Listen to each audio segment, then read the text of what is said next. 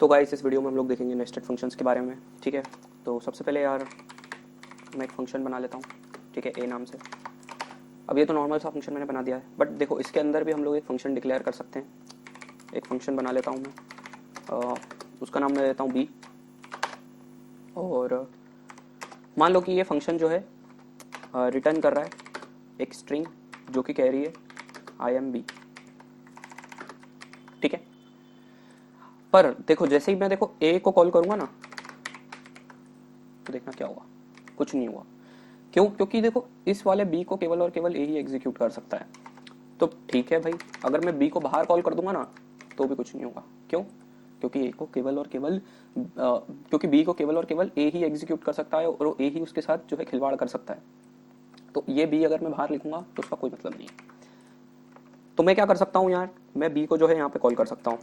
जैसे हम लोग नॉर्मल कॉल में जैसे ही हम लोग नॉर्मल फंक्शन को कॉल करते हैं बाहर, वैसे ही हम लोगों ने ए के अंदर इस बी को कॉल कर लिया। ठीक है, अब क्योंकि ये रिटर्न कर रहा है तो मुझे इसकी वैल्यू किसी वेरिएबल में लेनी होगी, तो मैं आंसर में ले लेता हूँ। ठीक है, और मैं इसको यहाँ से रिटर्न करवा देता हूँ आंसर। अब देखो जैसे ही मैं रिपोर्ट करूँगा वैसे ही मेरे पास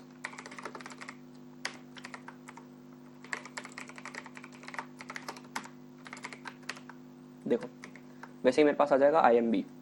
तो देखो इसका मतलब क्या हुआ कि ए के अंदर बी जो है डिक्लेयर्ड है ना। मैंने बी को कॉल करा और उसके अंदर उसका आंसर ले लिया। अब इस वाले आंसर में क्या आ गया, आई एम बी, और मैंने जो है ए से ही उसे रिटर्न करवा दिया। तो अब ए के पास क्या आ जाएगा, जो आंसर में, और आंसर में क्या है, आई एम बी। तो हमारा आई एम बी जो है एग्जीक्यूट हो गया। तो इस तरह से कुछ हम लोग फंक्शन के अंदर फंक्शन बना सकते हैं, है ना। काफी सिंपल था। पर देखो आप लोग इसके अंदर कुछ चीजें भी पास कर सकते हो। और वो क्या होता है कि मान लो मैं ए के अंदर कुछ पास कर रहा हूँ, है ना। मान लो मैं ए के अंदर कोई नंबर पास कर रहा हूँ और वो नंबर है 10। ठीक है, और ये जो बी है ना वो 10 को जो है यूज कर सकता है। मान लो कि मैं इसके अंदर जो ये नंबर पास कर रहा हूँ ना, इस नंबर को जो है बी यूज कर सकता है, भले ही मैं बी के अंदर कोई भी नंबर पास नहीं कर रहा हूँ। और यही यहाँ पे क्लोजर बना देता है। ये फंक्शन क्या बना रहा है, क्लोजर। क्लोजर मतलब ये कि ये वाला बी जो है ना बाहर से तो बचा हुआ है, पर ये बी जो है हर चीज एक ही जो है यूज कर सकता है ना। अगर मान लो मैं रिटर्न यहाँ पे अगर आई एम बी और यहाँ पे प्लस कर दूं एन ओ को, तो मेरे पास क्या आ जाना चाहिए, आई एम बी, और जो भी नंबर पास करूंगा वो मेरे इस आंसर में आ जाएगा। ठीक है, जैसे ही मैं यहाँ पे रिलोड करूंगा देखो आई एम बी और 10 आ गया। मतलब क्या, मैंने एक नंबर ए को दिया, ठीक है, अब बी जो है उसे यूज कर पा रहा था। तो जैसे ही मैंने आंसर और बी को जो है एग्जीक्यूट करा ना, तो return I M B plus number करा, तो ये बाहर वाले नंबर को यूज कर पा रहा है। ठीक है, यही जो है बी का स्कोप जो है बहुत बड़ा हो गया है। ठीक है, समझ पा रहे हो, बहुत अच्छी बात है ना। जो भी इसका सबसे करीबी नंबर है उसको यूज कर पा रहा है। वैसे हम लोग फंक्शन में बाहर का यूज नहीं कर पा रहे थे, ठीक है, बट ये वाला क्योंकि नेस्टेड फंक्शन है तो ये यूज कर पाएगा इस वाले नंबर को। ठीक है, और जैसे ही मैंने बी को एग्जीक्यूट करा हमारे पास आंसर आ गया और हमने रिटर्न कर दिया इस आंसर को। और यही यहाँ पे इस क्लोजर को जो है बना रहा है, इसी को हम लोग क्लोजर भी बोल पाएंगे, है ना।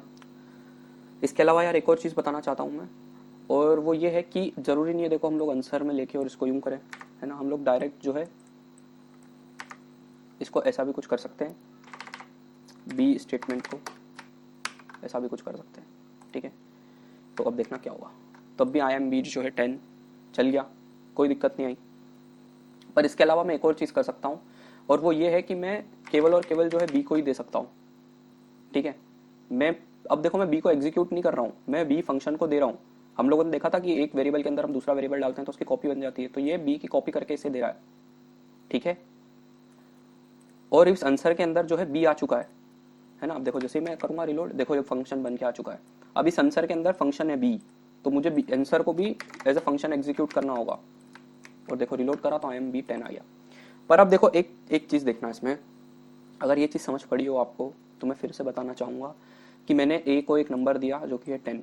अब क्योंकि ये फंक्शन इन फंक्शन है तो इस नंबर को जो है ये अंदर वाला बी भी यूज कर पाएगा, और उसके अंदर मैंने लिख दिया आई एम बी प्लस 10। अब क्योंकि मैंने रिटर्न स्टेटमेंट में केवल और केवल बी लिखा है, इसका मतलब ये पूरा के पूरा फंक्शन जो है रिटर्न हो रहा है, और वो रिटर्न होकर किस में आ गया, आंसर के अंदर।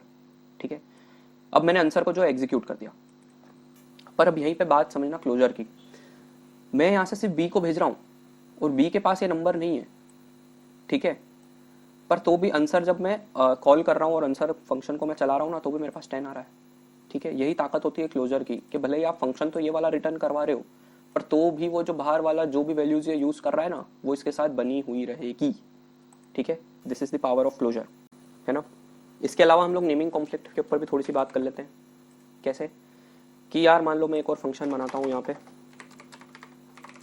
और मैं उसको देता हूँ यार नाम, क्या दे, ए दे देते हैं, ए दे देते हैं यार, और मैं उसके अंदर एक चीज़ पास करूंगा और वो होगा n, कोई भी नंबर। ठीक है, और मैं इसके अंदर एक और फंक्शन बनाता हूँ और मैं उसकी वैल्यू दे देता हूँ b। पर अब देखना, इसके अंदर भी मैं एक चीज़ पास कर देता हूँ और वो है n, और मैं क्या रिटर्न करवा देता हूँ यहाँ से, n×2। ठीक है, और यहाँ से मैं रिटर्न करवा देता हूँ इस b वाले फंक्शन को। तो अब देखना, जैसे ही मैं console.log करूंगा,